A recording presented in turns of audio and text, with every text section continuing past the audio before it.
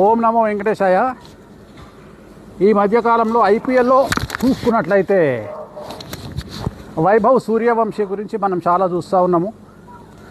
So 16 సంవత్సరాల అబ్బాయి, 25 ఏళ్ళ అబ్బాయిరా అంటాడు జులై సినిమాలో. అట్లా ఒక ఆట ఆడుకుంటున్నాడు అందరినీ. ఆయన జాతకరీత్యా చూసినట్లయితే ధనుస్సు రాశి, పూర్వాషాఢ నక్షత్రము, ఐ థింక్ వృషభ లగ్నము. సో 5లో శని, 8లో చంద్ర రాహువులు, 10లో శుక్రుడు, 11లో రవి, బుధ, కుజ, గురువులు. శని దృష్టి 4 గ్రహాల మీద ఉన్నది. సో మరి అబ్బాయి జాతకం ఇలా ఉంది. వైభవ్ సూర్యవంశీ. ఒక విషయం అర్థమవుతుంది, ఇది వినోద్ కాంబ్లీకి దగ్గరగా ఉండేటువంటి జాతకం. అంటే మంచి బ్యాట్స్మెన్, రాజకీయాల కారణం చేత జీవితాన్ని నాశనం చేసుకున్నటువంటి ఒక వ్యక్తిగా మనం ఈ జాతకాన్ని చూడాల్సి ఉంటుంది.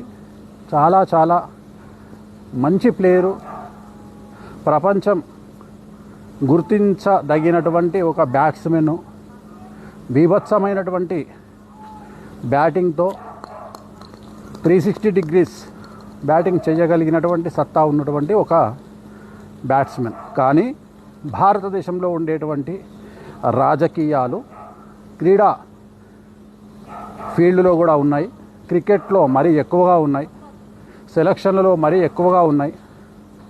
అలాంటి రాజకీయాలను తట్టుకునే శక్తి మన వైభవ్ సూర్యవంశీకి లేదు. ఈ అబ్బాయి జాతకము ఒక 6 నెలలు, సంవత్సరం తర్వాత ఒక విచిత్రమైనటువంటి టర్న్ తీసుకునేటువంటి అవకాశం కనిపిస్తూ ఉంది. సో రాజకీయాలను కనుక అధిగమించినట్లయితే, అలాగే తను తీసుకునేటువంటి నిర్ణయాలు సక్రమంగా తీసుకున్నట్లయితే, ఎందుకంటే తన జాతకంలో చంద్రుడు, రాహువు అనేటువంటిది 8వ ఇంట్లో ఉన్నాడు.